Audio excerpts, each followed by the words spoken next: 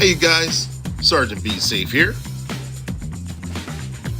Let's take a quick trip down memory lane. You remember that one time Captain Chaos and I met Super Crime Buster? That was a fun day. Or the time we helped the Johnson family against that computer hacker. Yoga? Nah, not for me. Next. Or that time in court with Judge Mint. ADA Just In Case went up against Scott Free, Rob You Blind, Treacherous Tony, and of course Chance Wilder. Treacherous Tony conducting illegal activity at a basketball court. The summer months when we have to educate kids about dirt bikes and four-wheelers on the roadway. Rob You Blind attempting a burglary. Yep, he got caught.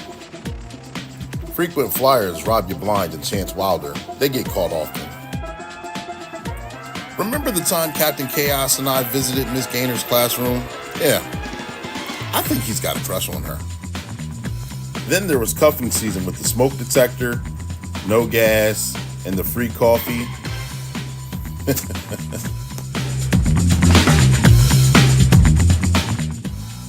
Or this poor guy who had to go up against Nasty Nina and her attorney, Wacky Tacky. Or how about the time Rob You Blind and Treacherous Tony got into that traffic accident while drinking and driving? They really thought they were going to run away. These and many more adventures can be seen on our YouTube page and also during the podcast Black and Blue. Don't forget to watch us and subscribe, and that's your tip of the day to get you on your way.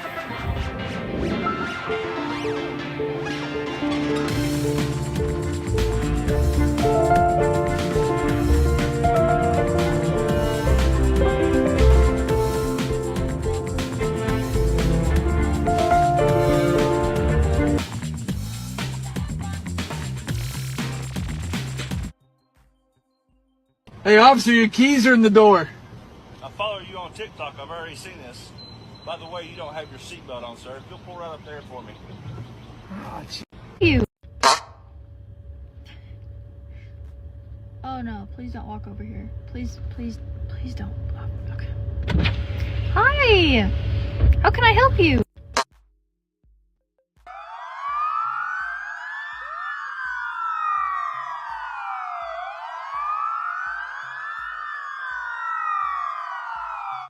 Welcome to Black and Blue, the podcast that brings you the untold stories behind the badge. Every week at 7 p.m. Eastern Standard Time, we dive deep into the lives of our unsung heroes, the first responders and law enforcement officers who put their lives on the line to protect us all. So join us as we humanize the badge. We shed light on the incredible individuals who wear it proudly. From rookies just starting out on their journey to seasoned vets with years of experience, even retirees who continue to make a difference in their communities. Come with us and discover the trainings that mold us.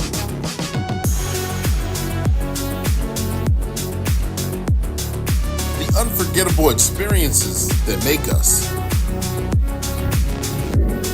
And the publications that inspire us to push forward.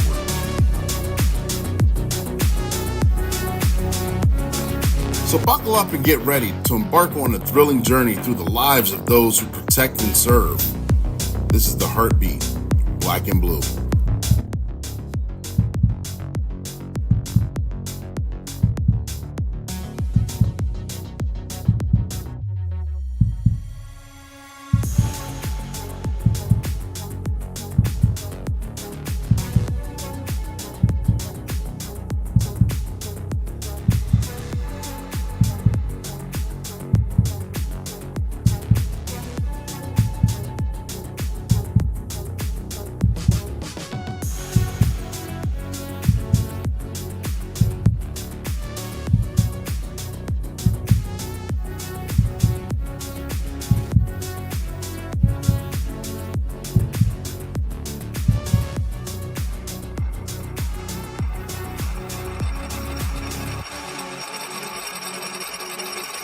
Black and Blue, where the stories behind the badge are true.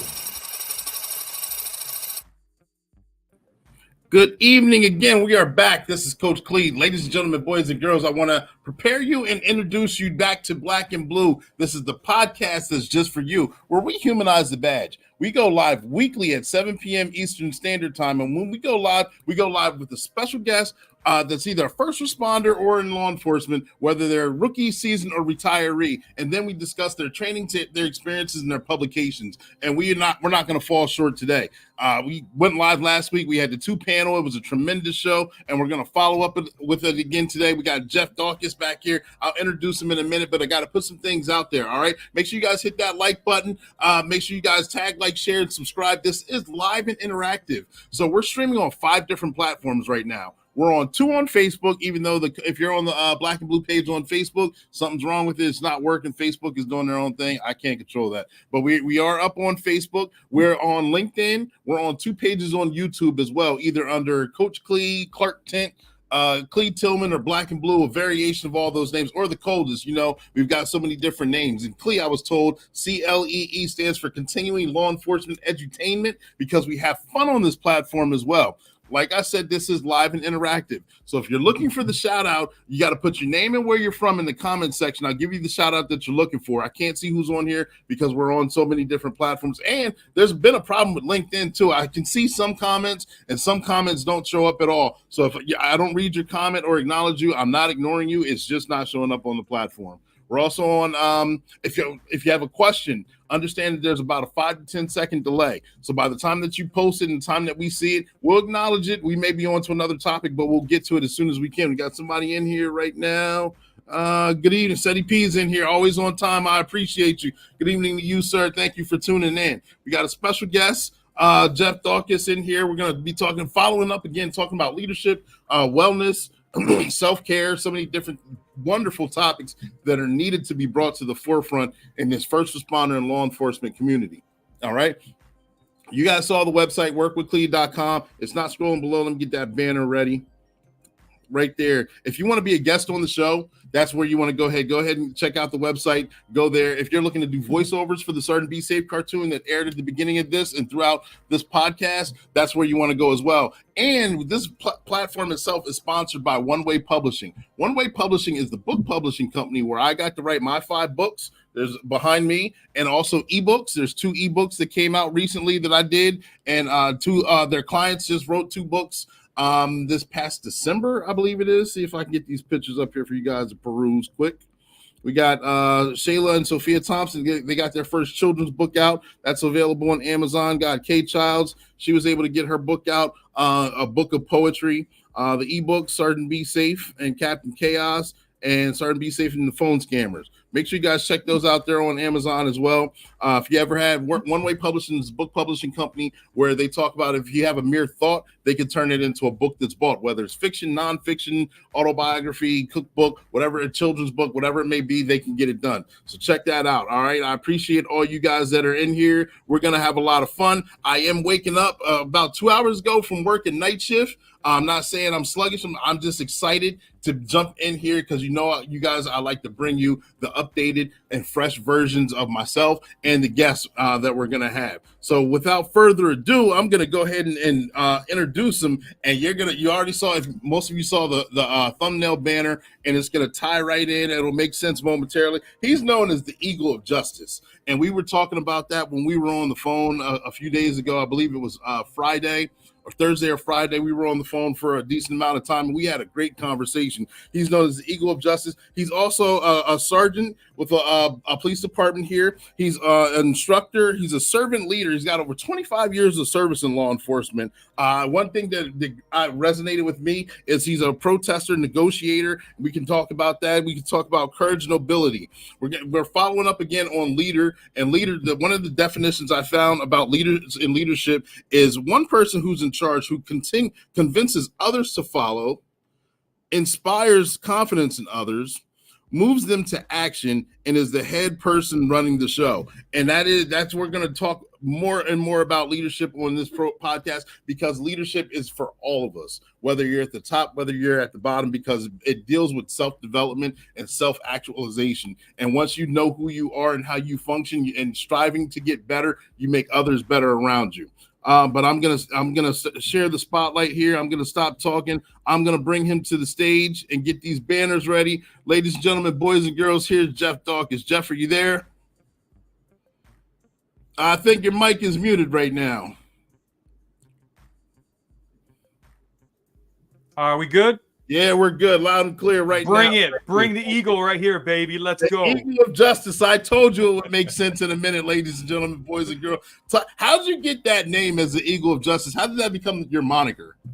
Oh, man, it's hilarious. I remember back in the day, probably 2016 or so, I was a field training sergeant. I was helping run. That's funny. I was helping run the field training program, was the admin. And so I was out on the street with my guys. And my whole thing is if people are under stress and under tension, we got to try to get rid of the tension and get right to the character. That way we can get people loosened up. And if they're loose and they're having fun, then the bad guys, they just keep running their mouth, right? And then they end up just confessing and doing the things that we want them to do, and no one has to get hurt. So that was my overall goal. So I remember I actually had it recorded, and then one of my officers sent it to me and said, "Boss, you got to keep this. You're the Eagle." And we had arrested somebody for shoplifting. And this cat was just stonewalling, just like mean mugging the whole time, like this thing. And it was a shoplift. Like it was on $100, I think, at Dollar Tree or something, which was half the store at the time, you know. But and so my officer's sitting there, and he can't get him to crack. The OIT can't get him to crack. And I walk over and I listened to the recording the other day, and I said, "This is what we do. I'm the Eagle of Justice, flapping my wings." And everybody stopped, and my officer bent over and started laughing. The bad guy lost it. And then I said, "Hey man, why'd you do what you did?" He's like, "Oh man, that was awesome." And he totally confessed. And so, you know, I don't know, man. I just started adopting that as my eagle cry. And I leave the nest of freedom, and I deliver justice on the highway of crime. There you go. So it just was the thing, man. And when I teach in colleges and at the academies, and I teach crim law and stuff, I will wear this to chop it up with the recruits, because they're so nervous that they're not embracing the material we're trying to teach. Yeah. And that's not the goal. So that's where the Eagle was born, man. And he's been flying free ever since. I like it. And you might end up being a character on a Sergeant Be Safe cartoon. You need to do it. I'll do a voiceover too, because I do voices, but we'll talk another day. Let's go. Winner, chicken dinner. We're talking about chickens, man. not eagles. Got a comment out here. Austin Rhodes, thank you, C. Rhodes, for tuning. That's why I'm cold, because I learned to be cold from you. Yeah, thank you. I appreciate that. One of the guys, you go as the Eagle of Justice. I go as the coldest. So, but Jeff, tell us a little bit about yourself. Where did you first get that burning desire to actually want to be a first responder and get into law enforcement? Do you remember? Was it like childhood or college years or high school or anything like that? Well, you know, I have a pretty cool story. Everybody has a cool story for themselves, but I'll tell you right now, the way it was told to me, my mom and dad were telling me years ago, and we were visiting this because my dad, he just passed. Wait, hold on, Jeff. Start over. I think your mic muted again. We're gonna have to play games with that all the time, but if you catch that, let me know, and we'll keep up with that deal. Yep, we're good to go. So mom and dad, they were telling me that when I was 3, in my little superhero underoos, the chips, the real chips, not the new one. Yeah. But real chips, you know, they showed the badge and the gun and the bike. And I was standing there doing like the little kid bounce, you know? And my parents are, he's going to be a cop. I don't know what's going there. Yeah, it's going in and out with pausing. I mean, with the mute. So I'll keep working on it. We'll keep hopefully making that work here. And if it doesn't work, I'll just blow up the computer and we'll go from there. But I'll keep it up. We'll try working. All right. So I knew I wanted to serve people ever since I can remember, and that was been a constant. And service was, it's always like that's something my dad always preached, is that, you know what, you just got to give your life away in service of people. Yeah. So he worked 43 years before he had a heart attack, and then retired. But I wanted to be a servant like him, and that's where I knew. And then law enforcement came around. I wasn't looking for law enforcement. You know, I feel like Axel Foley, I'd fractured an occasional law or two, right? But God put me into service, man. And when God puts you somewhere, you can run from it like Jonah did, but he's going to put you into the belly of the beast. you're going to be caught up, man. And either you can deal with it, or you can do something different, and so that's what I was. Yeah, like Jonah in the belly of the whale and get turned around and be brought back to it. And I like the 80s analogies, man. I remember watching Ponch and John as a little kid as well, watching Chips and the the song itself. I'm like, I'm gonna get a motorcycle with my son. Then Axel Foley with Beverly Hills Cop. I think they're coming out with what is it, number 4 or 5? I forget. They're coming out with a new one relatively soon. So we'll see how 60-year-old Axel Foley does in the world of 2024. But that's a whole nother conversation. Yeah. So that's how it started. Gotcha. And working in law enforcement for 25 years, I'm pretty sure you've had amazing experiences, amazing ups, a lot of highs and lows. And I know you've come in at a culture when you first started where you didn't talk about mental health, you didn't talk about wellness or anything like that. And therefore, I'm pretty sure we all have, you go through extreme highs and extreme lows. And when we go through those lows, sometimes those dark days, just what they're fueled with sleeping, non-sleeping, depression, abuse of alcohol, or so many. I'm trying to cover the gambit of everything. When you've had those dark days, could you share some of those experiences with us, and what some of the experiences that got you through those dark days? Yeah, well, that's a whole. I guess we could spend the rest of the year talking about that stuff, right? I mean, 25 years. I started as an adult probation officer in the gang unit, right? And I was working South Side, and I wasn't well received in that culture. Let's put it that way. But when I didn't have gray in my goatee, I was still the eagle. The eagle hadn't yet been hatched, but he was there, baby. I tell you what. So after 9/11. I knew I had to do something different. And so I dropped about 600 pounds and decided I'd become a police officer and wanted to serve in a different capacity. And so I did that. And I remember back in 2005, my first kid was born. Mm-hmm. He's about 6 months old, and I respond to a 6-month-old drowning. And so any of my cops out there, anytime you deal with any kid death, it's bad, right? Yeah, but when they come running out and hand you a blue baby who's 6 months old, right? I can't even tell you back. And part of my teeth, he was right here. I can't even put my hands. He was right there still. And I still feel the skin, but he was blue. Now, fortunately, fire was right there, and they grabbed the kid, and they never pronounced on scene. So they took the kid. Right. But I called my boss and I said, yo, man, I need a minute. I need to go see my kid. So I took the old Crown Vic with the bubble lights, right? And I ripped back to my house, and they tell you never wake a sleeping baby. So my wife is just so happy the kid's sleeping. And I come bursting in like I'm in a search warrant. And I I do all my thing, and I wake him up, and he gets all in a tizzy, and I go back to work because I just thought that's what you had to do, right? Mm-hmm. But then I stayed home because that messed me up. I didn't know it at the time. So I kept compensating. I had been doing fighting things since like 2002 and teaching in that world. Mm-hmm. And so I just figured if I was super violent, then bad guys would fear me. The good guys on my team, they would respect me because opposite happened. Mm-hmm. Right. And so part of that development, that was one such experience to lead into trauma. But I would say the first chapter of that, I was unsuccessful. So violence turned out to be not the answer, right?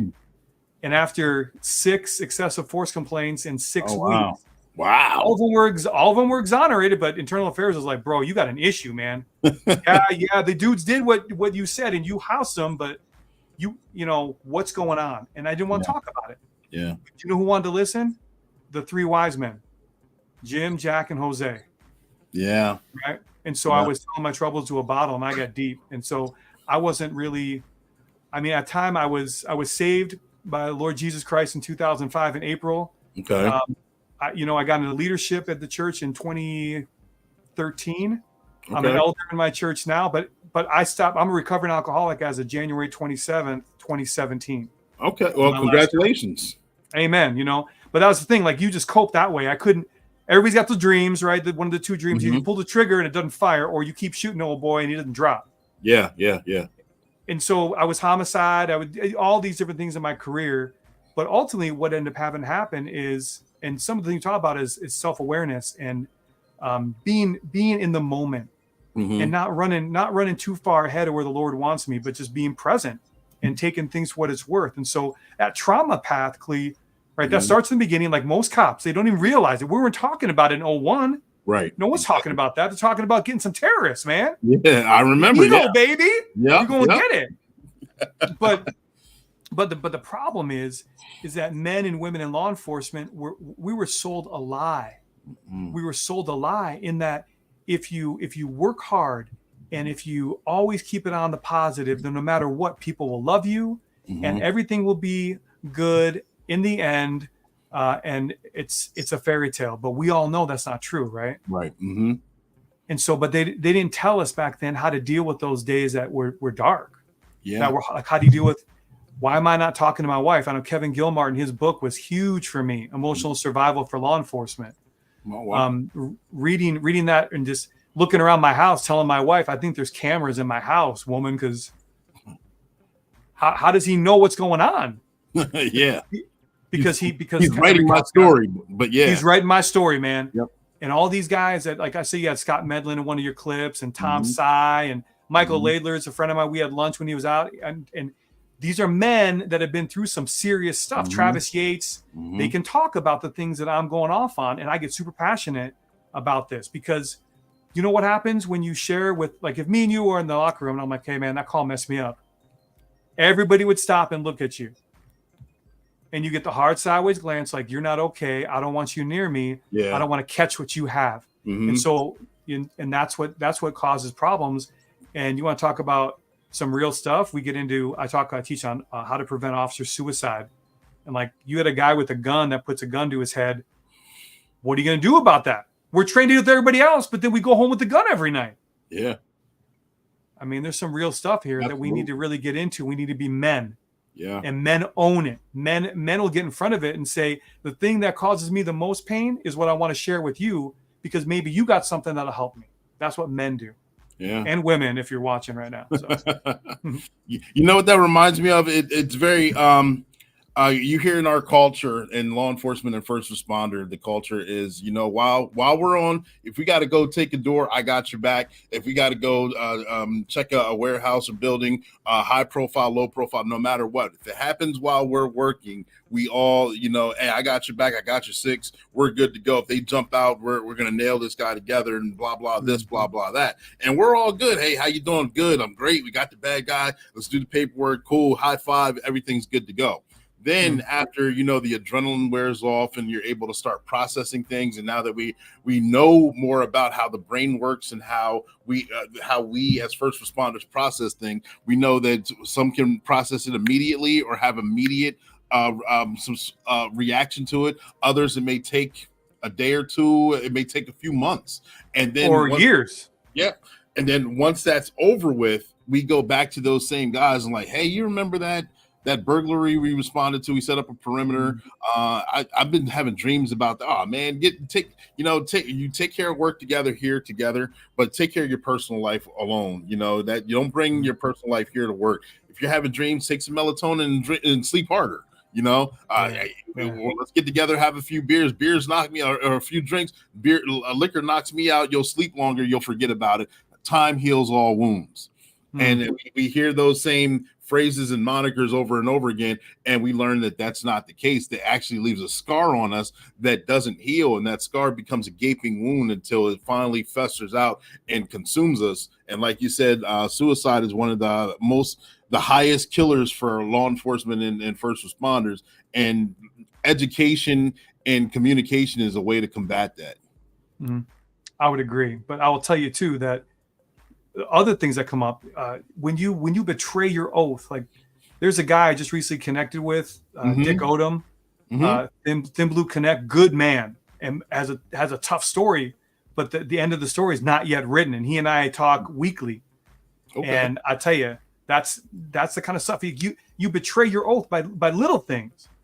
You know, are you going to train the dude to step on the crack pipe because you know county attorney's not charging that, or are you going to log that because if you don't, it's destruction of evidence? Well, it's okay. Everybody does it. No, they don't have to do it. Are you going to be the dude that decides that you don't want to shave? Or you, like I made a joke with some rookie the other day. I said, hey man, I think your washing machine's broken because your white t-shirt looks all gray. It's crazy. And he got all scared, like the eagle's talking to me. And his FTO said, I got it, man. I go, okay, cool. I just want to make sure because I got some extra soap. And I'm like, come here, rookie. He's like, no, I got it, boss. There we go. But little things like I want to make sure that we have, and so people don't think I'm crazy, that I'm just trying to teach people that if you're willing to compromise on something like that, then you're willing to compromise on some dope dealer's wallet, or you're willing to compromise on making a second trip for another unintended interview with a female witness. Like there are compromises that you make that you gave up the right to make compromise when you became a police officer, period. You swore an oath to the Constitution of the United States and the laws of whatever state you serve in under God. So bring it. If you want to have that conversation, that's a whole nother podcast. Again, we just keep doing these every week about betraying your oath and let's go. We're scheduled out till May now. Yeah. So that's the genesis of Courageous Nobility for me. That's what got me really kicking off of that. It's, the idea that Courageous Nobility being knowing who you are in any time, place, and season, standing up under political pressure, under the threat of promotional advancement, or the threat of even losing your job, holding true to the integrity that God built you with. That's courageous, man. And I dig it. I want to be around people like that, like you and others, man. It's cool. Thank you. I like that. I like the actual Courageous Nobility. It means a lot. And going with the oath. And that, I know we talked a couple days ago, it goes along with self-development and self-actualization. And that's an individual, like we talked about from top to bottom. With Courageous Nobility, how do you harp on leadership for the individual or for a collective group? What's the importance of it? Well, have you ever, so you're a coach, right? You play football, right? You ever talk to a room full of more than 5 people? Yes. 50? Yes. 500? I have not. I'm still trying to climb up to the eagle, baby. So if you join me in the eagle's nest, man, we'll introduce you to a bunch of this world. But if I talk to you, there's a good chance that, like I always tell them, that people are more important than the things that we ask of them or the tasks that we ask them to perform. People. It's about relationships, and relationships are best met one-on-one. That's it worked for our Lord. I don't see why we need to change it. And so as you move away from individual one-on-one stuff, your influence dilutes a little bit. And so you have to start thinking, how do I then train up mid-level people to bring your message? But as you know, just like the game of telephone, the message is only pure from the speaker to the listener. Yeah. Somebody brings in their bias, their filter, and even unintended into that world. And so you want to be courageous. It means you got to do something about it. You have to take action. You have to. So when people come in to talk to me, I move away from my computer. I take out my 18 phones that they give supervisors to have, and I make a show of putting them aside. And I move away from my computer, and I look at them, and I give them my attention because if they need something from me, I want to convey they're important. And so right away, I have something that I put up my wall. Validation is simply showing up and listening to someone and letting them know you care. That's validation. And people don't, I mean, you know better than me probably that the real issue is never the real issue. Yeah. Right? Yep. And so you want to be courageous. You need to. So I got story after story after story and conference after conference where I've talked the same message. Where I can walk into a situation with this former Hell's Angel enforcer, just got out of the joint for 6 years, and I met him on a professional context. Right? The man just got done benching a house and was cooking up 15 or 16 eggs to eat for that snack. And I come walking in, old skinny eagle, right? And and right away I knew this is gonna hurt, right? And he said, "Hey, you hungry?" And at the point I hadn't really developed whether or not we were gonna be in a situation. So I go, "Yeah, I'm hungry, man." So we sat down like we were in heat, just at that table. And me and this guy, we were chopping it up for a half hour, laughing. And he's like, "Hey, Sarge, I appreciate you. Why don't you come by next week?" And I left forgetting why I'd even been there. And so I had to go back like, "Hey, man, will you mind signing this card?" And okay. So that transferred on. That one-on-one, I kept going back. So after 2 years of me going back and going back and going back, this guy who's the enforcer in the area, everybody knew who he was. He ends up giving his life to Christ. I baptize him. My kids call him Uncle. Wow. He went on his first ride along in the front seat on permission from the commander. And he organized a neighborhood block watch party in one of the toughest areas in our city. And we had fire department, SWAT, PD, the library, and a bunch Wow. of these old boys, you know, with as my friend would say, if you have face tattoos, you're a convict. They come rolling in, they're hugging me like, hey, we never seen people talk like you before. And this guy is telling him, he's like, you don't understand. The man behind the badge is who we need to look for. And that's what it's about. Mhm. So that's courageous, right? I don't get that message if I give it to 100 people.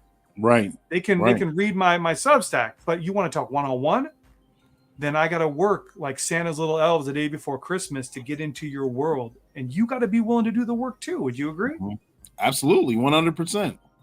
And that's an amazing story because you would see two guys relatively from opposite sides of the fence, in theory, from the public view, and coming together where you guys are supposed to be at odds and not coming down, sitting down and breaking bread together, and then breaking bread and developing a kinship and a friendship from it. And once a friendship develops, commingling these two worlds to bring out even more positivity for all involved. That's a great thing.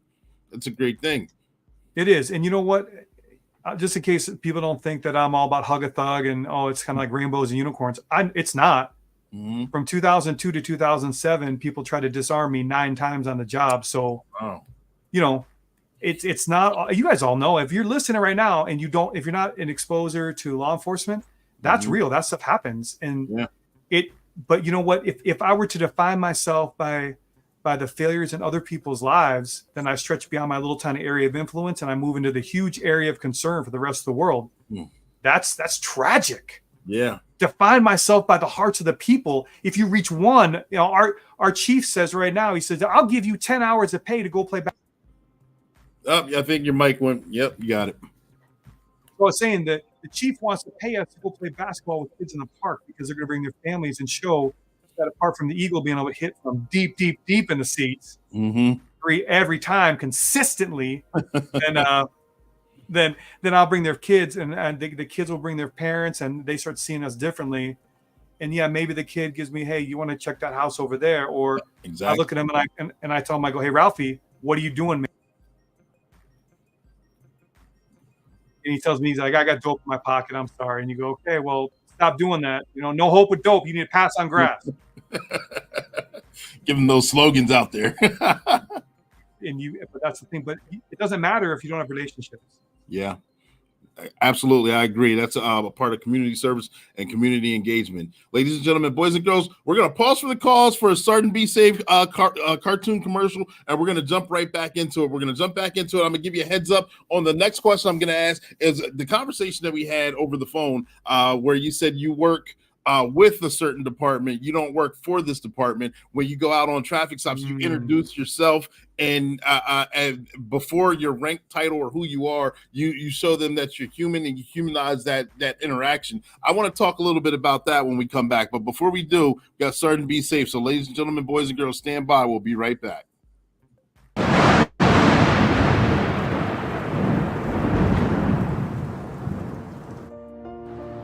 Your Honor, we have undeniable evidence that Chance Wilder attempted to hack into multiple bank accounts and steal money.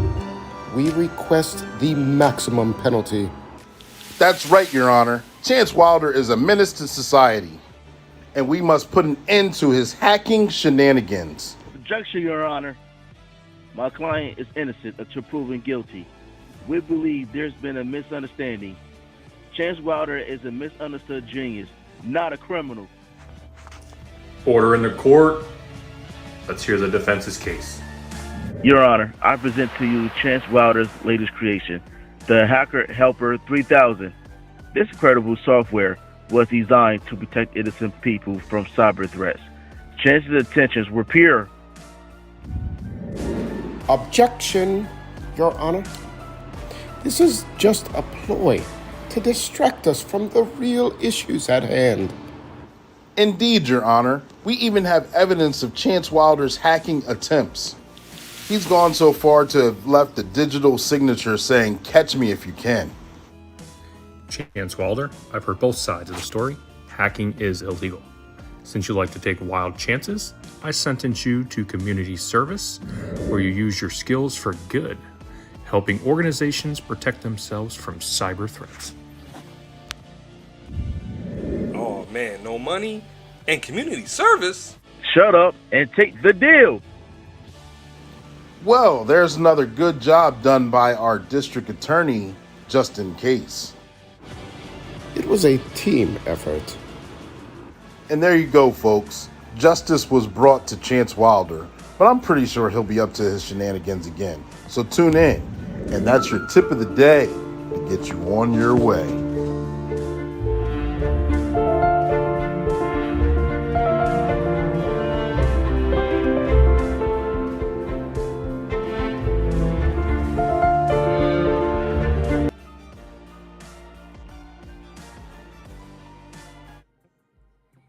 And we are back, ladies and gentlemen, boys and girls. Thank you guys for tuning back in. Ben Gaynor, if you're still there, shout out to you. Thank you for tuning in. Want to get that out there. We're back here on the show. We got Jeff Daukas, the Eagle of Justice. We're having a tremendous conversation. I kind of set the stage for the next question.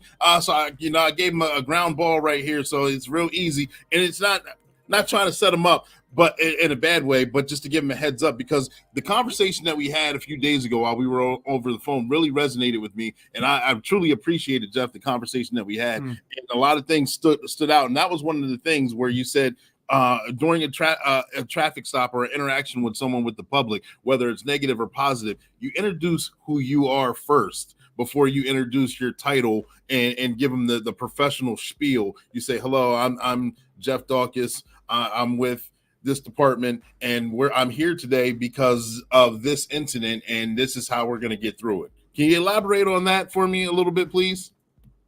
Yeah, I can tell you that all the greats in media cop history, from Joe Friday to Dirty Harry to the old Sergeant Hill Street Blues, right? Starts off with, I'm officer whatever, I'm sergeant whomever, and license, registration, proof, insurance. Yeah. And all you've ever done, like, you don't even get to the point where people know you're even there because they don't see past your badge. Mm-hmm. And if you're cool with that, if your agency wants you to be like that, if you want to be Mr. Robot, then you do it. Mm-hmm. But my guys, I purposed early on to tell people my name because that's what God gave me, and my parents named me. And I think my name's pretty cool. And I tell them, even so, as a sergeant, I tell people, hey, my name's Jeff Daukas. I work with my department. I pulled you over for going 59 and a 40. That's really fast. Why are we doing that here today? You guys all right? And right away, it's amazing. People don't, they de-escalate, because I'm not up here. I hate when people look down on me or judge me for my job. You may think I'm down here, but you better be, because you know who I am. And I'm going to give you a front row seat to the Eagles' life here, baby. You're going to get that because you know who I am. I'll tell you about my family. These people, I write down my phone number for these guys, these cats that are in jail, and people think, oh no, they don't work for the NSA, bro. And if you feel like you need to come visit me, you want to write a criminal search warrant and get to my home. Well, I got a lot of guns too, bro. We can talk about that area as well. But we humanize things person to person. I'm always telling people that the most important person is the next face in front of you. I don't care if it's the old boy we're arresting, if it's the soccer mom that's going fast, bringing her 18 kids over to school, or if you're having to tune up one of your officers in the woodshed, or if you're having to be courageous and lead up to your boss, which I've had to do. It still starts with in front of anybody else in those situations, hey, LT, that kind of thing. But in private, I address him by his name. Hey, so-and-so, you and I both know, since we both came up together, this is not right, and we're not doing this, and my name is on it, and my name means something. And it's changed the dynamic. When I was younger, I would tell, because I've been a sergeant for 11 years, my first year, because you're going to change the world when you're a sergeant, brand new. Yeah. You're a new boot sergeant, man, and everybody can do what I say. And do you see these stripes, dog? You know who I am? Come on, right? And I was getting people, they were just going, we can't stomach this guy. We're not going to have it. I don't know. But I would make people, I said, and the one thing I was serious about when I would calm down a little bit, I would tell them, if you introduce yourself as officer, I will correct you in front of other people and make you tell them your name.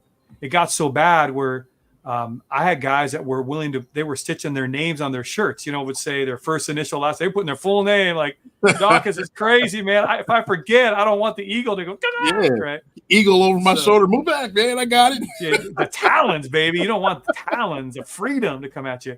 But it was really cool. And it's been great because right away, I take a really, like you said, really down low, kind of aw shucks. Hey, you know what? I did this. There's a difference between respect and tolerance, though, right? Yeah. So I show you tons of respect. I don't tolerate your criminal speed when people can get hurt. Yeah, I'm going to write you a ticket, but I've had more people thank me than yell at me. And if they want to yell at me, at least they're very clear about why they're yelling at me. Most times they're mad at themselves, like most people. But I can get through all that garbage by the hoity-toityness of, well, you're just a cop. You're just allowed to talk in a badge. With, no, my name's Jeff. That's 1 J, 1 E, and 2 F's, bro. It's like, if you look at my last name, I tell people there's only 1 S at the end of it. So let's keep it professional, guy. And then it just humanizes things. Then we can chop it up whatever we want. I like that. I tell people, and then I'm like, what's your name again? I'm like, yeah, it's Tillman with 1 L. Make sure you spell it correctly. Right. We always got something.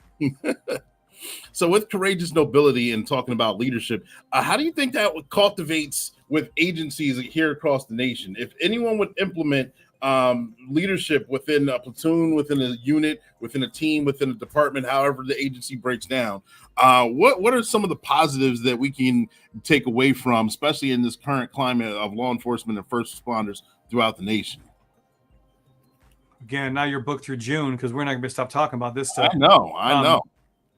I'm not a pioneer of any of this stuff. I just stand on shoulders of men and women that have gone way farther than I had. I give a shout out to like Travis Yates, right? Roland Klee is another guy who writes a great Substack. I look at Paula Fitzsimmons in Wisconsin with For the Blue. Yourself, being able to be upfront with people. Dick Odom, Michael Laidler, and the list goes on and on and on. There's a man that I work with that he is now he's a guy trained as a sergeant and he's running as a lieutenant with another agency. He's running the academies, and that's Patrick Valenzuela Jr. And him and his dad, senior, is in my agency, and I love it. And these are men that I see as leaders. Yeah. Right. And what to answer your question specifically, here's the rub: is that men and women are afraid to do things that they know can cost them personal or professional gain. In my opinion, this is just Jeff talking, right? Yeah. When you unhinge yourself from that and you recognize that, see, I know who I am. So Courageous Nobility starts with an identity issue, your self-awareness. You know who you are. I know the why statement. I have a mission statement I wrote for my life that talks about my focus on my faith and how I'm going to serve people. And it's still relevant as when I wrote it 10 years ago. And it's posted in my house so that everybody holds me accountable to it. But I know who I am and I know whose I am. And because of that, I don't fear what's going on around here. If God's going to move me over here, then he does. And he has my whole career. Good times and bad, he's taught me about me and let me be of service. And so I can speak truth, looking to serve other people, because it's not about you.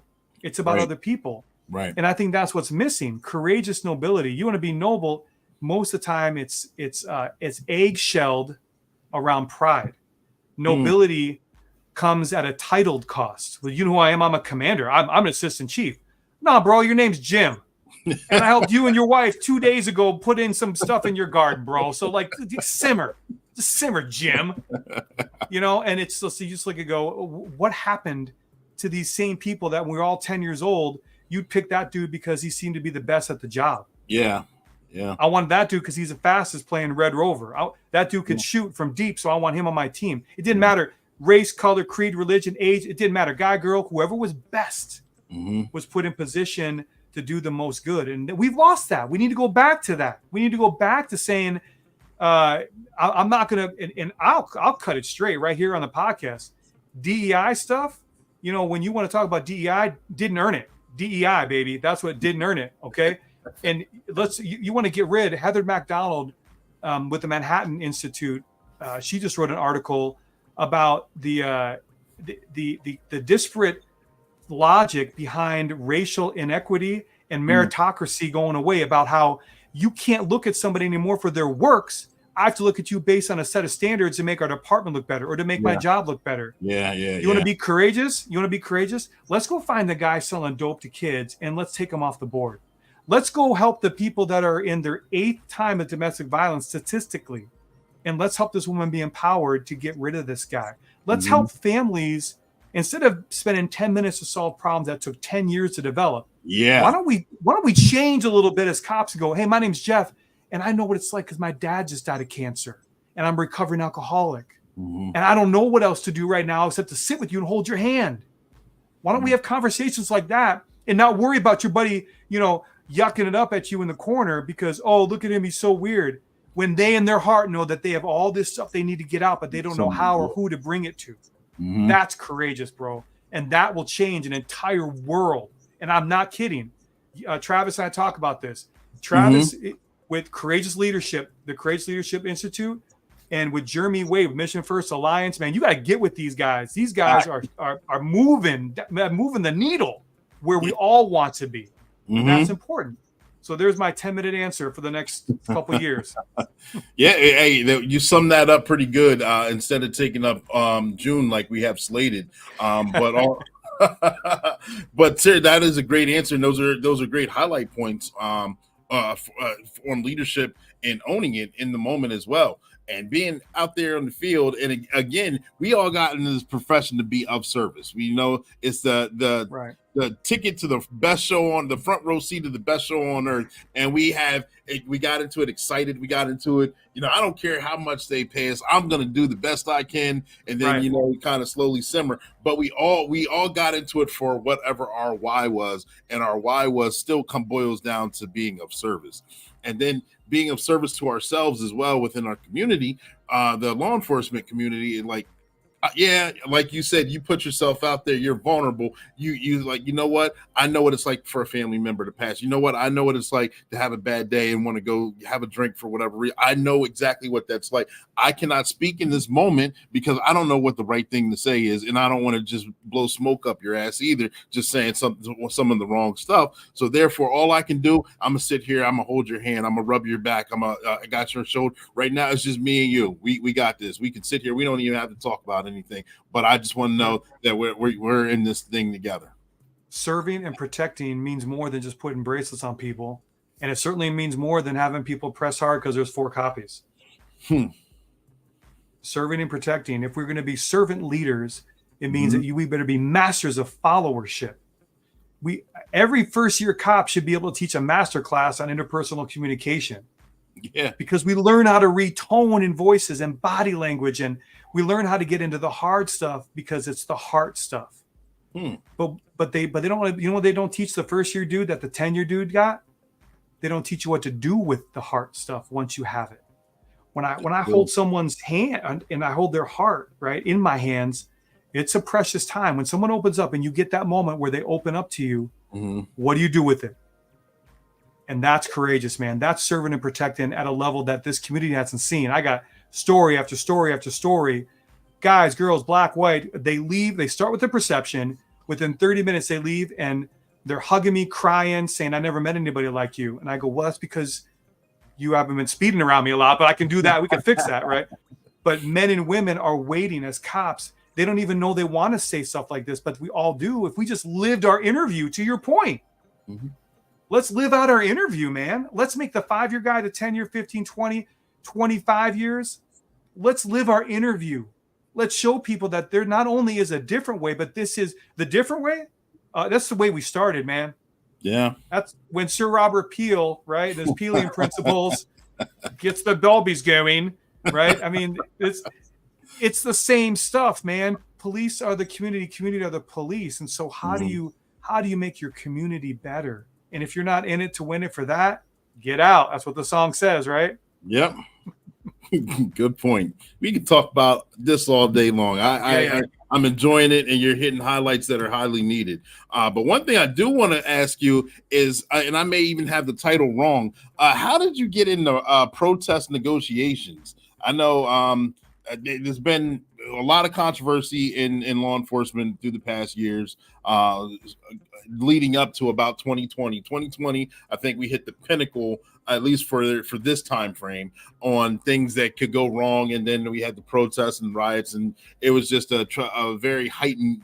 It was a very bad year for all the way around. It was tough. It was a dumpster fire. So how did you get into that and then go to other agencies to help simmer down or help promote peaceful, positive awareness and having wonderful outcomes on both the public and law enforcement?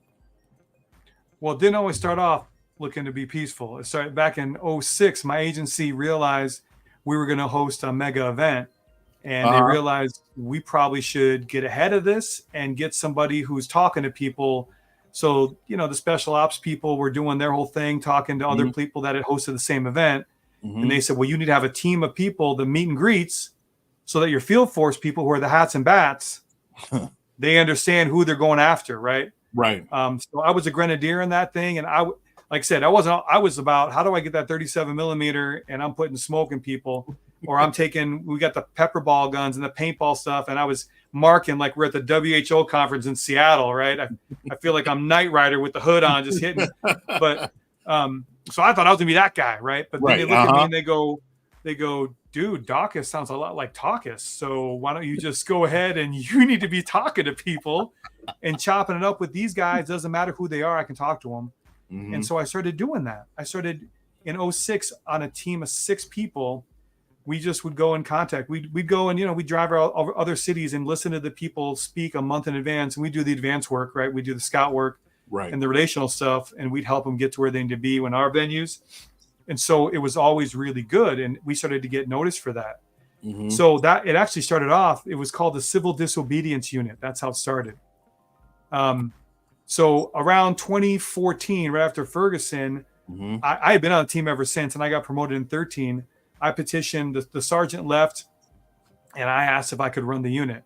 So in 2014, the first thing I did is I changed it from civil disobedience to community engagement. Okay. Because, man, as you know, words matter. Yeah, it does. And what we choose to say and how we choose to say these words, it has to matter. And so I said, we championed community engagement. So it gave us the bandwidth to deal with mega events, Planned Parenthood, Project Pink, Somos Americanos. We would deal with immigration issues. We would deal with all kinds of stuff because we would just engage the community. And I work with, as the sergeant, I'm sitting there just putting pieces on the board. My negotiators, my protester negotiators, and we would just tell you, like, these just dudes, Jeff and some guys going out there hanging out. They're the ones doing the work, and they were amazing at their job. Once I got them to realize that we're not taking ground on a football field, right? I'm not trying to get you back 5 yards so that you can get in this free speech zone. I'm trying to figure out, our big thing, I'll tell you right now, one of the highlights for that assignment, because I worked these 3 super mega events as in that role. And we got commendations from the protesters and the counter protesters of those groups. For the way the department. Yeah. And you don't see that. No, you don't. You don't see Westboro Baptist sending us a praise note. Now, I don't know that I was framing that, but it just spoke to the character of my officers and detectives that recognized that their mission needed to be right here. Like and people know my views. I'm real open about my views, what I believe and who I believe in. But I tell them that, and I say, but as a police officer, we're going to be here. The law says this. The city code says this. So if you step outside, you're going to have some problems. Now, we interacted with a neighboring city that was a lot bigger. And so I had a bunch of my friends over there would give me hints and tips. And so we started gaining friendships and trust. Trust is built on character and competency. And so when these guys came out and saw my team working the way, they're like, man, you guys are really effective. Come help us out.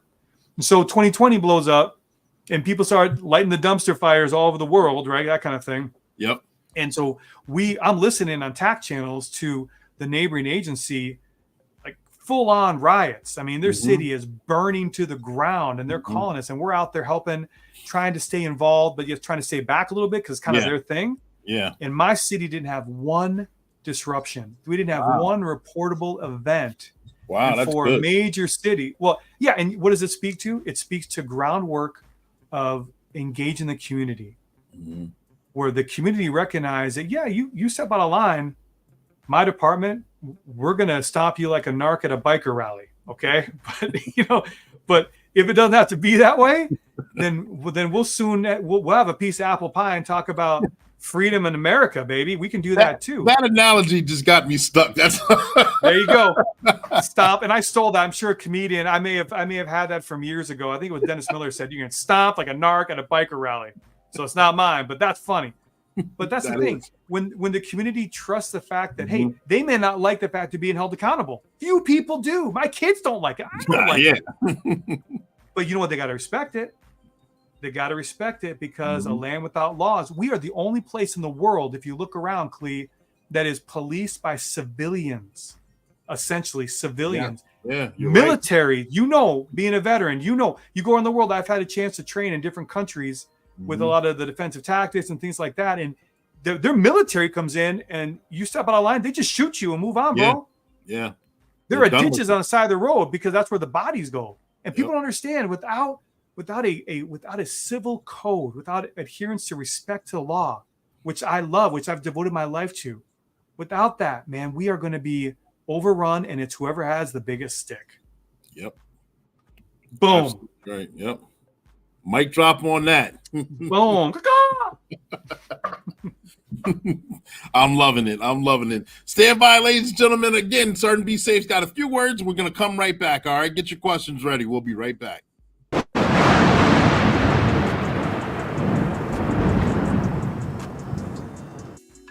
Meanwhile, at the Hall of Justice.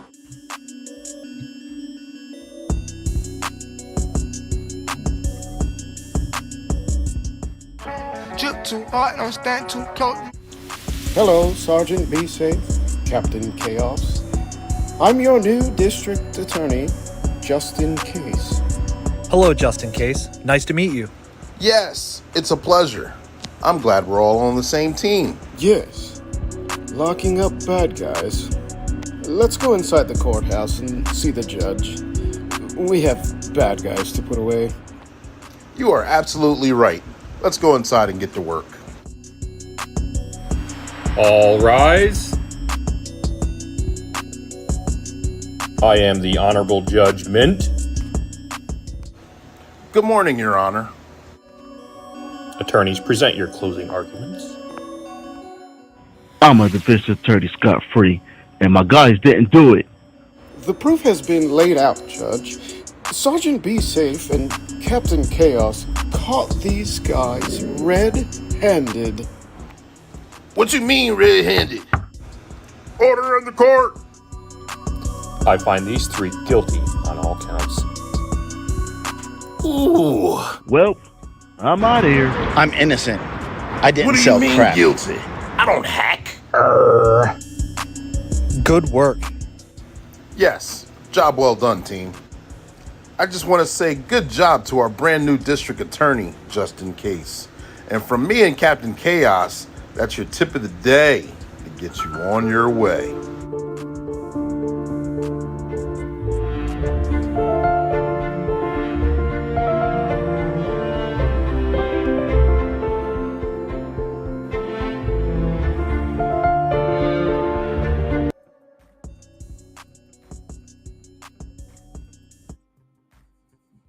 And we are back, ladies and gentlemen, boys and girls. Thank you guys for staying engaged and tuned in to Black and Blue. We've got special guest Jeff Daukas, and like he said earlier, it rhymes Jeff Daukas. It rhymes with Daukas, and he's the Eagle of Justice here, baby. And we're having a great conversation. And through that, I know you said earlier in the conversation that you have a business plan or a business plan for your life, for your career, and that you're in it for the long haul. You know your why, you're serving, you're here doing it. We got a lot of departments and agencies and a lot of fellow first responders throughout the nation here and throughout the world that, of course, done the quiet quitting or doing the bouncing from department to department for the sign-on bonuses, or just retiring as they're getting out the door quickly. They're fed up, they're burnt out, they don't have it anymore. What would you say to anyone that got into this, that knew their why, that actually was looking forward to being in as a first responder, and somewhere along the way they lost sight of what they got into it for. It simmered down,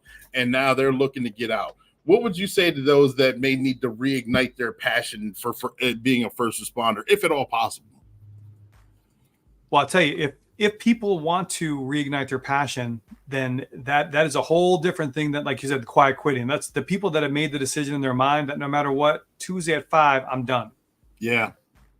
And you know, it's tragic to me. It's like an injury that goes on undiagnosed for years that finally ends up taking someone out. Whereas if you just got involved a little bit earlier, maybe that would have helped and you could have stopped something going bad, right? Right. But I would tell you this, if you want to reignite your passion, this is not this. You're never going to hear me say, "Come here, sweetie, let me hold your hand and give you a tissue." All right. But I'll walk with you. But here's the thing, it requires you. So action is more than words. And so here's the first step. Here's the first step I would tell anybody that's looking for to reignite their why and figure out how to live their interview. 1, write down all the things that got you into the job. Write it down. Because when you write something down, man, it does something to the chemistry of your brain. And we can talk through that. That's going to be July's podcast episodes about the physiology of positive thinking, the transformative benefits of all that. But write that down. And then you look at that and try to figure out how many of those things am I currently doing? If you want to reignite your passion, you take that, and I would spend some serious time. The 7 Habits of Law Enforcement was key for me when I went through that Franklin Covey product years ago. I wrote a mission statement. That's how I got developing my mission statement. And a mission statement is not a goal. You achieve goals. Mission statement is a path and direction, high level for your life that is going to be specific enough for you, but broad enough that you can build into it and still never goes out of style. Kind of like this shirt, right? So I want to build a mission statement first. That's first thing, right? So you identify what's going on that got you excited, and then build a mission statement based off where you want to go. Second, and the process of doing all that, you're surrounding yourself. You are actively looking for mentors ahead of you, not behind you. The cool dude that benches everything and is a SWAT guy because he's got 14 minutes on is not the dude I need to be going to get mentoring from. Right. All right.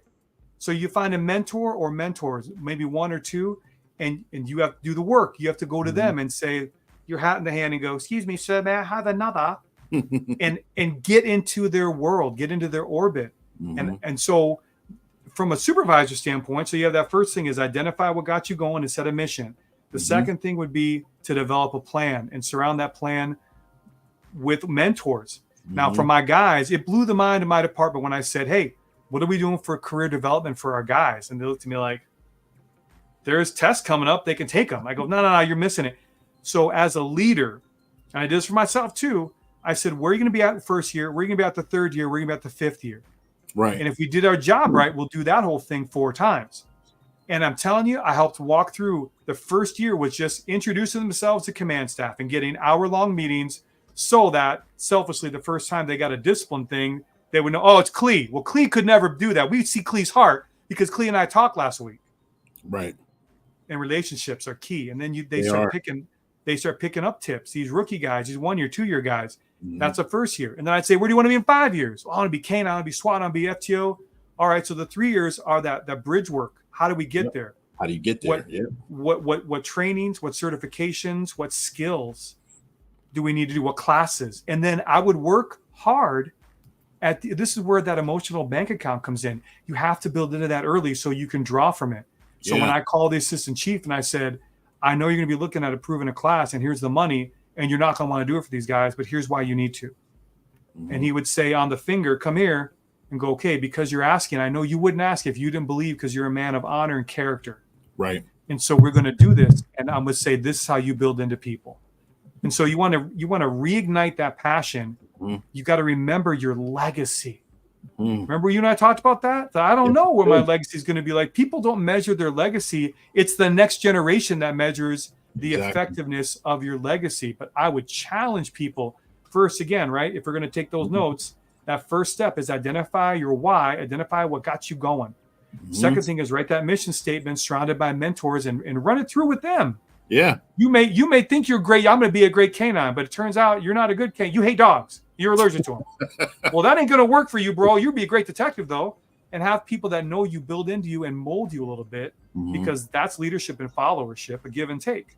And that third part is that legacy impact, that setting the metric by which you're going to measure success. There's always, from the old Sarah model, right? We have to assess whether or not what we did was effective. And you know this. So let's assess it. Let's figure out, did any of this work? Did it matter? And then I would challenge people, the metrics you use to determine success will change the course of your life. As I get close to the camera, listen to me. Yeah. Because I can't look at title. I can't look at money. I can't look at how many shiny things are on my Class A uniform. I measure victory in the amount of lives changed for the courageous nobility of our job, for the character development, and for the absence of crime. Thank you very much. The absence of crime doesn't mean that we're not doing anything. It means we did everything right. Exactly. That's the metric, right? We should be looking at the right metrics and then be willing to champion that and champion your people no matter what it takes. Because you want to learn something, you want to figure something out. They say, go be a teacher. You'll become the best learner. Yep. And that's the back end. Those 3 steps. Sergeant B. Say can put those 3 steps in action right now. Ooh, he might do that with the eagle. You better beware. You better beware. The Eagle's the Eagle's telling tips to the bad guys. Change your life. Here are the 3 ways. So that's what I would submit to you, Clee. Identify your areas that got you to live your interview to begin with. Now, I'm not, and you hear me. I didn't say, let's figure out why you're drinking too much. Let's figure out why you're cheating on your spouse. Let's figure out why, whatever. We're not going there. Those are symptoms. Those are symptoms. And those are yabuts, and they live in the forest with Bigfoot. I don't need yabuts, bro. I need to get to the heart of the issue. And so we identify what got us there. We set a plan and a mission to drive us forward. And then we put a plan in place, 1, 3, and 5, to measure the effectiveness later on down the road. And all of a sudden, you look back 5 years down the road, I have people that use this plan. 2 of them are FBI agents. 1 of them is a Secret Service agent now, because those are things they wanted, but thought, I'm just a dumb city cop. I can't do that. Right. And I said, I don't accept that. It's like my kids, they end up saying, I got one kid, he's a cadet. He wants to be a police officer. He said, Dad, do people know that you are the Jeff Daukas? I go, who is that? I don't know, but you're him. So wouldn't it be great if you do walk on the out in the public and they go, that's the Clee Tillman. Do you know that guy? And people that hate you line up to tell each other the first time they met you later in life. Yeah, that's change, bro. That's serious. That gets me fired up here, man. I love that. I can see the goosebumps right there on your forearm. Yeah, absolutely. Yeah, that's real. Yeah. So, let me ask you this: your legacy. What do you want to be remembered for or as? That's a personal one. Yeah. You got through. You finally got me to stop talking. People are gonna go, dude, that dude talks, but you finally got me. That's good though, because you've been dropping all these pearls and gems that we had to go a little deeper. Because honestly, I'm learning by listening to you, and I know others who are still on here. They're learning as well, and they're enjoying the conversation because you're throwing in the jokes, but you're bringing reality with it. So then, therefore, you kind of want to see. Yeah, what you talk about, what makes you tick. You talk about what motivates you. You talk about your why. But what do you want your legacy? What do you want to be remembered as? Something I've learned to stand by, especially about 4 years ago. My wife and I sat our kids down and we said, "Hey, we should just probably tell you, your mom and I, we've made a commitment that we're going to be a family of service." So my kids were like, "Okay, can I play PlayStation now?" They didn't. But I was trying to translate that, and we were very, very serious about that. So we drive 20-year-old vehicles.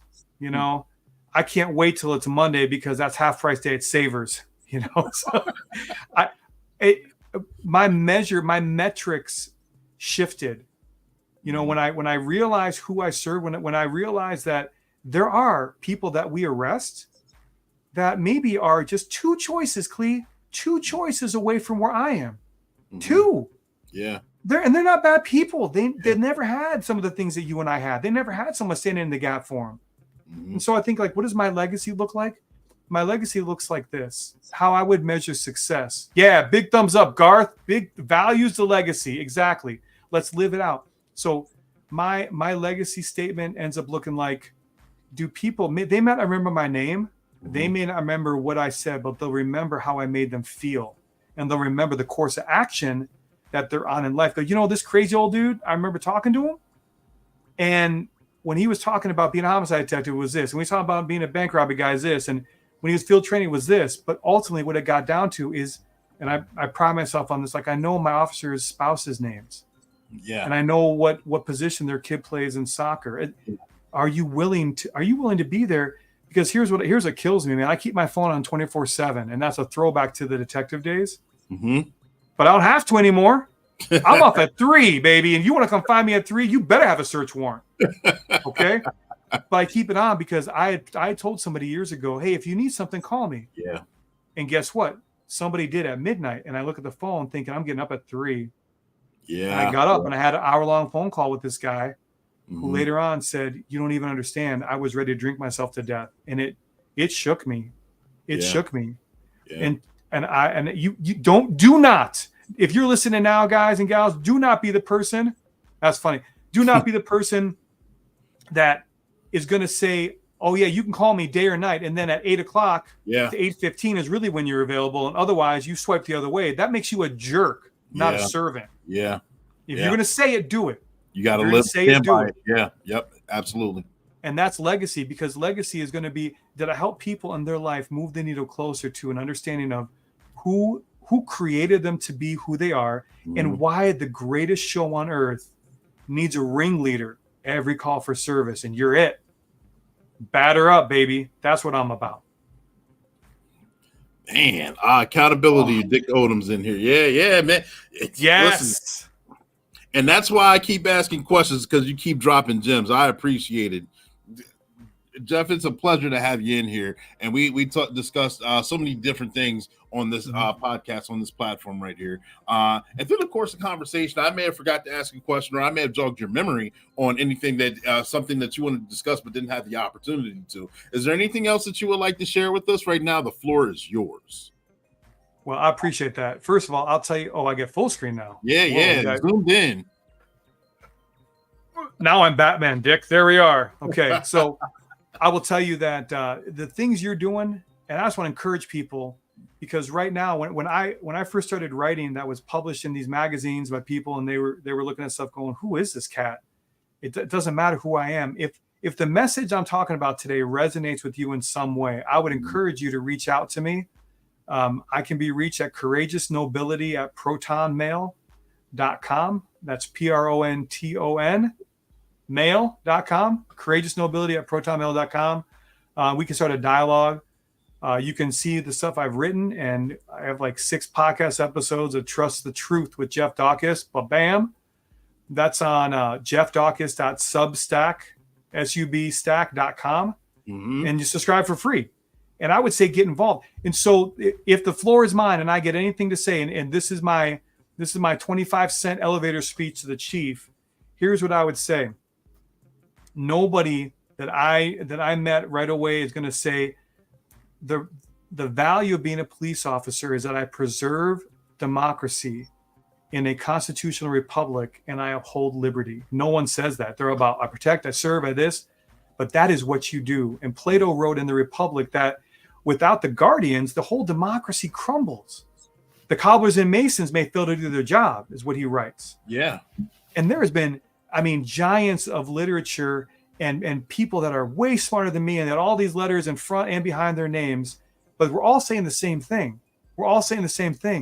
Is that if you have a message and you want to make it real, then first of all, be a man or woman of integrity, of courageous nobility that's willing to live out that example.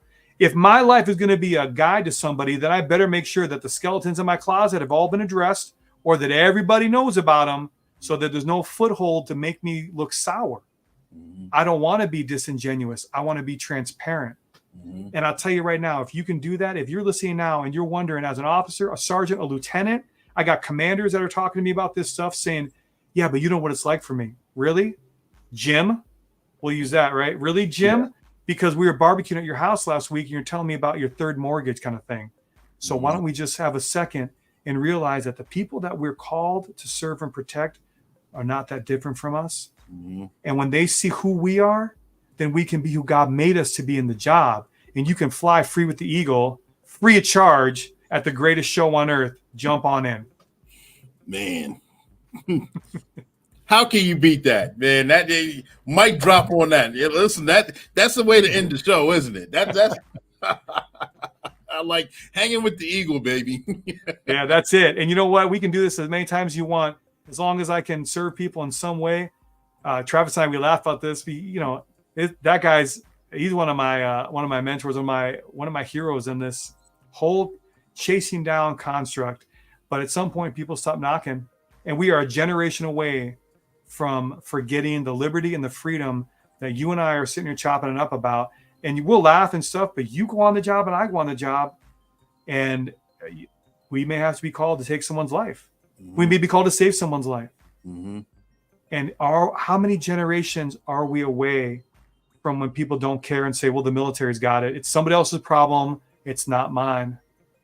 I mean, we're one generation. And that's the kind of stuff that should be driving us. Like I said, and I'll leave people with this, you have lost the right. You have lost the right to turn in a compromising integrity on the job. You've lost the right to be physically unfit. You've lost the right to not have an open heart. Don't dress up realism as being just tough and thick-skinned. Don't dress up being sarcastic as being like quick-witted. You're hurting. If you're hurting, get some help. We wouldn't do it anywhere else. I blew my knee, I blew my shoulder. I got spine stuff going on. I wouldn't got help. People fixed me because I needed someone other than myself. If you could fix you, you would already done it. So stop lying, Michael Laidler would say. Get the people in front of you that want to help you, that know more than you, and be willing to say, the eagle needs some help, baby. Clean those feathers. And then you fly high. That's how you make it work. That's how me and you can be brothers all across the country in a moment. Because you calling me, I'm answering the phone, Clee. Gotcha. Flying the friendly skies, baby. Absolutely. Enjoying it. Enjoying every moment. Yeah. The devil's in the details, ladies and gentlemen. And you said it so profoundly. I'm not even going to attempt to piggyback on any of that. Make sure you guys tag, like, share, subscribe. If you have any other questions, make sure you guys check out the websites that he put out there. Check out, reach out to him via the Substack. Yes, thank you. The Substack. Yeah, jeffdaukas.substack.com. Yeah. Thank you. See, he even read my mind. He knew what I was trying to get out. Even better. Brother from another mother right here. That's the bald eagle right in front of me right there. That's who that is. Money dance on that, ladies and gentlemen. You guys saw it. But we had a great time today in the Labs, the old one, in Black and Blue. I'm sorry. We had a great time today on Black and Blue. Black and Blue is a podcast that's just for you, where we humanize the badge.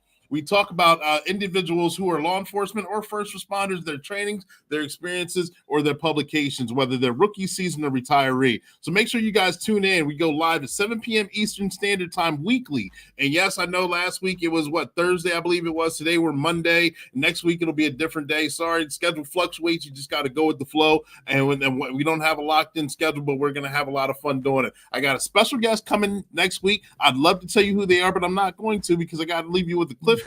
Make sure you guys come back. Absolutely. So make sure you get those likes up, tag, like, share, subscribe, get this message out. We're going to continue to do so. Thank you, Shayla. We had a great live. Absolutely. Had a great guest. I was totally engaged the entire time, and I hope you guys were too.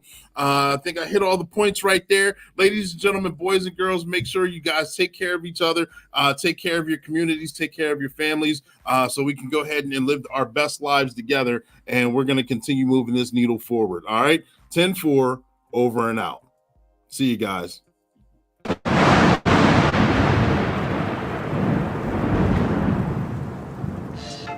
up, Jackson? Let's get these bikes and join up with the crew. All right, I want to try some stunts. Cool. I got the camera. I'll record you as you sig and sag through traffic. Okay, I'm ready to go whenever you are.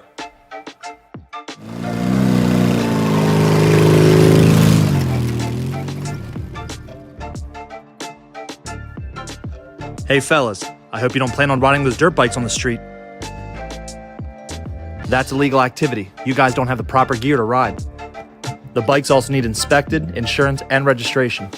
Oh, I didn't know we needed all that. You guys don't have a driver's license either. Sorry, fellas. Everyone else does it. Bad decision. So, is there a place where we can go ride them legally? That's a great question. Yes, there are. In some states, there's designated areas like tracks or dirt roads where you can ride them. Riding them on the public road is not acceptable, especially when there is careless disregard for other people and traffic and property. You can get hurt or you can injure someone else just for being a thrill seeker. Not only that, it's illegal and you could face a ton of fines. Thanks for letting us know. We weren't trying to get in any trouble. I'm just glad we were able to help before things got bad. Remember, fellas, this summer's gonna be hot, so let's make it an enjoyable one. And let's not get in any trouble thrill seeking while riding these dirt bikes and quad runners. Captain Chaos and I are here to help, and that's your tip of the day to get you on your way.